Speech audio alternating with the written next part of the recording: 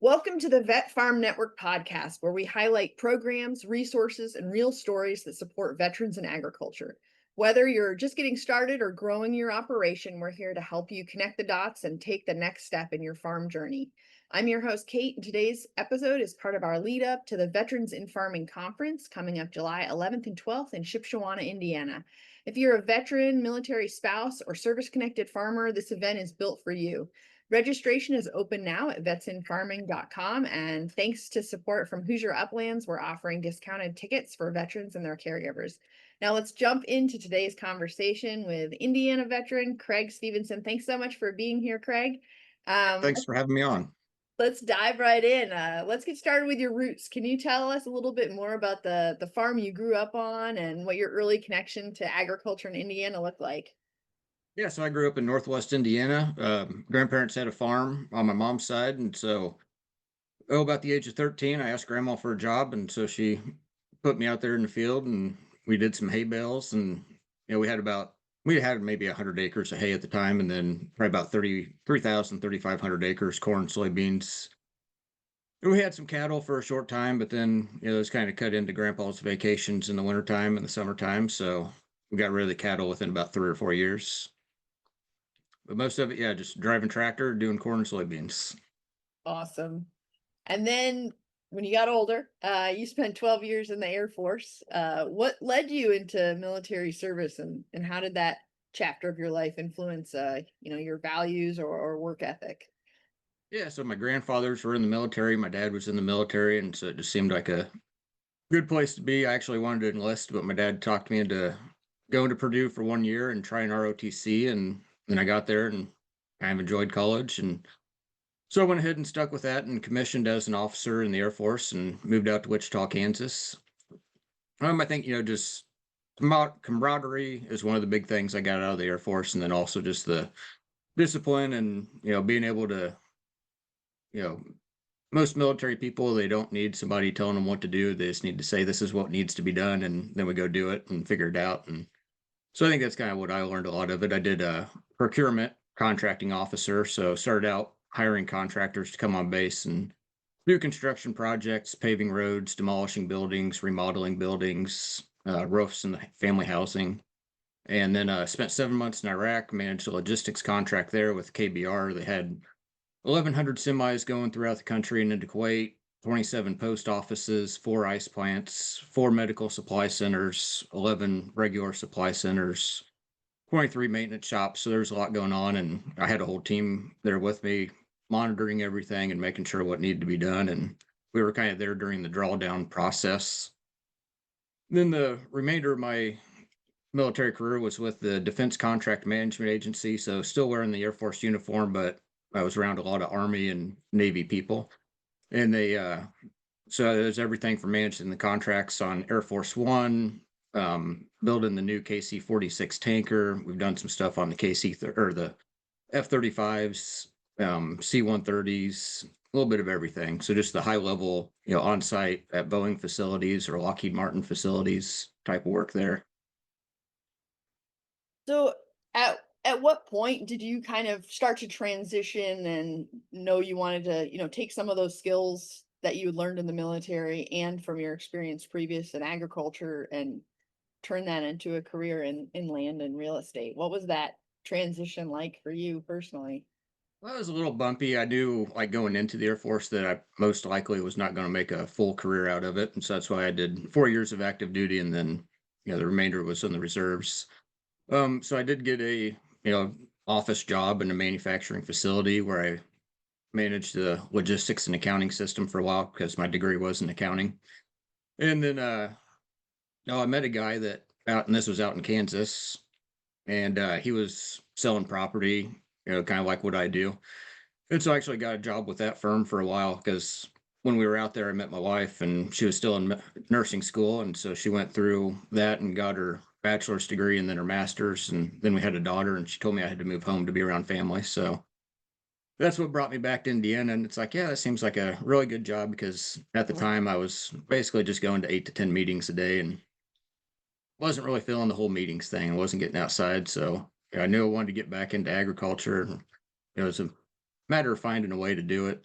that actually paid, because I could have went back to the family farm, but probably wouldn't have made a ton of money there. And so for the Veteran Farming Conference, we're really thankful that Geswein Farm and Land is one of our sponsors. And can you tell us a little bit about that company and leading a team across multiple states? You guys are a pretty big agency, and just a little bit about what drew you to land brokerage specifically, and what that work is like. Well, I would say, for even when I was in college, I was getting online and looking at properties and, defining what I wanted to buy, even though, I didn't buy a property for another 5 to 10 years.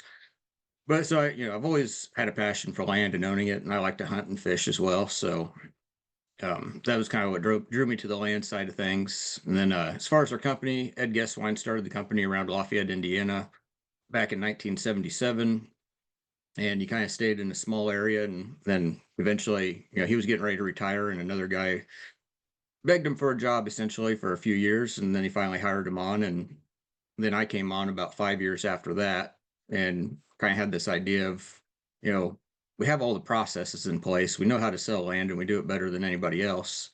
So let's, bring on more people, train them, and start expanding. And hearing about the last 4 years, we've grown and cover the state of Indiana. We do have a few openings. Then also we're moving into southern Michigan. Got a good portion of Illinois covered, and we're just expanding from there. If we can find the right people, then we'll bring them on. And you've helped families, especially farm families, navigate some really complex transitions of ownership and inheritance, and differing goals of different generations, when people sell grandpa's farm and want to change it. What have you learned about handling those types of complex situations, professionally, and also to preserve the land and to keep it either in, hunting, or ag land? How do you kind of navigate those tricky situations? Yeah, no, I'd say, every situation's different because, it can have anywhere from one person to I've had up to 14 people involved.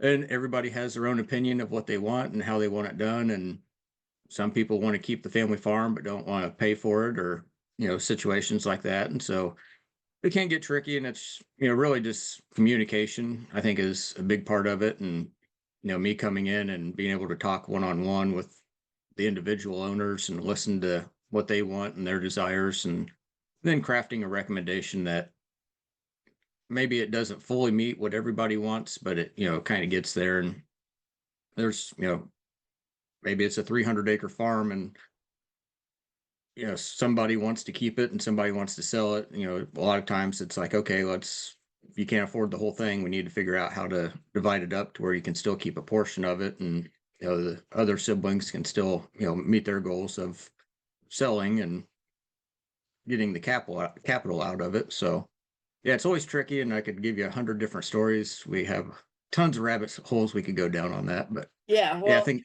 communication's the big thing, and just talking to everybody and trying to find a middle ground. yeah, you sometimes have to work as that family therapist, I'm sure, and wearing Yeah, I'm kind a of a therapist more than a real estate agent. So when someone's evaluating land for purchase, maybe they're transitioning just out of the military, they know they want to farm, they're looking for some land, or maybe they want to expand their current farming operation. What are some of the top things that you might advise that they might want to pay attention to, whether they're working with you or someone else in Indiana?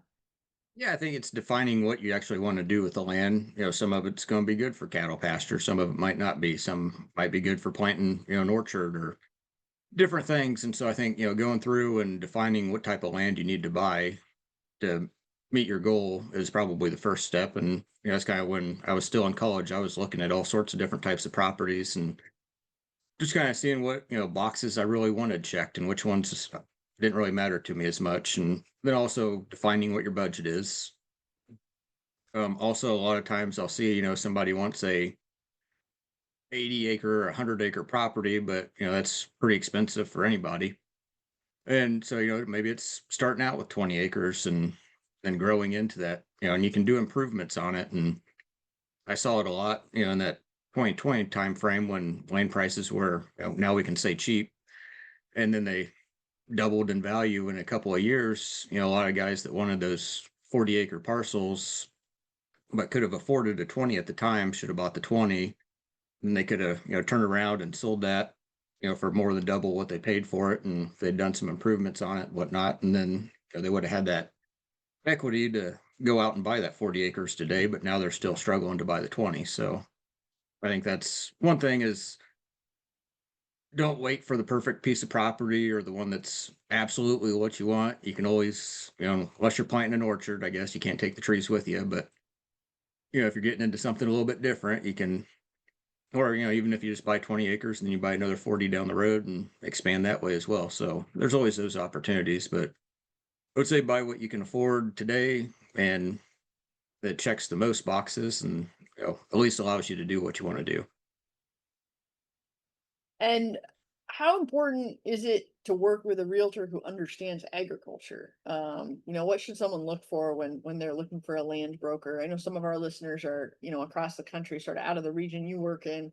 Um, but I mean, you're able to go visit a property and look at it with a really specific, with that vision in mind. You know what cattle fencing looks like. If somebody says they want to do, more forestry stuff, what that they can look for. If they want to hunt turkey, they can look for certain things. So, how important is that as opposed to maybe just getting a somebody who's never been on a farm before as their realtor? Yeah, the person that your kid, plays softball with, their parents or whatever, the typical home realtor. Yeah, they don't. I think the benefit with me is that I'm seeing hundreds of farms every year, so I'm able to, have a pretty wide perspective of what's out there and what's coming on the market, and know it from that. And then also just knowing that, if you're trying to plant, well, if you want to have a vegetable garden, it's probably not the best place to have it in a swamp or something like that. Even though it is farmland, technically they have to wait until the end of June to farm, to plant it, and that's probably not the best place for you. So, yeah, just understanding what a person needs and wants, and can probably save them a lot of time. And then also, just I know what everything sells for in the area, so I can give you a good idea of, this one here is fairly priced or this one's overpriced by a couple grand an acre, and be able to get you a solid deal on a property, something that's fair to both sides and that you're not buying. And I have a lot of people that call me 6 months to a year after they bought a property, and they're like, "This is not what I wanted when I bought it from this realtor. They told me it was going to be a lot different, and it's just not working out." And it's like, well, okay, let's sell this one and go buy something that works for you. And so, where can listeners go if they want to learn more about Geswein Realty and just to connect with you directly if they're in your region in the Midwest and want to check out some farms or possibly list a farm for sale?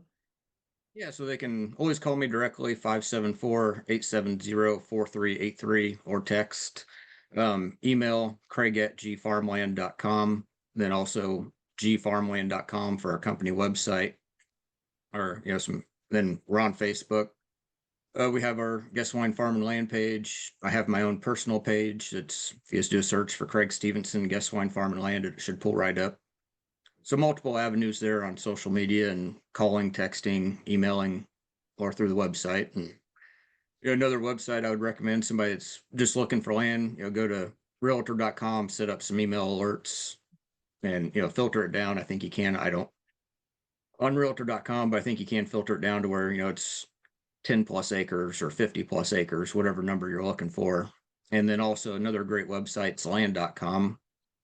And that one you can filter by county, by set up alerts based off of county, acreage, price, whatever, kind of ballpark you're looking at, and go that route. And so that way you're seeing everything that comes on the market, and I get a daily alert.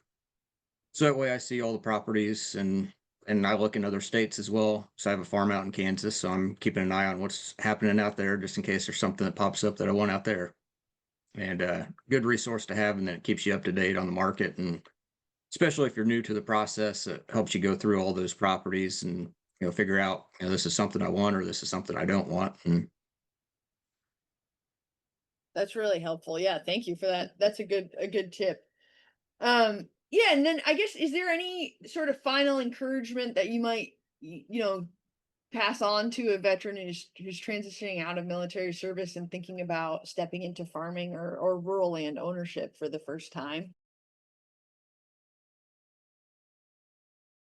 It's an exciting experience, and I think, kind of going back to defining what you want in the beginning will help you out a lot in that process. And when you do finally get the property, and then yeah, kind of like I said, if you have a 20-acre budget, then buy 20 acres and turn that into 40 acres down the road, and you don't have to buy it all at once. And sometimes it's better to start small and fail small, and then work up.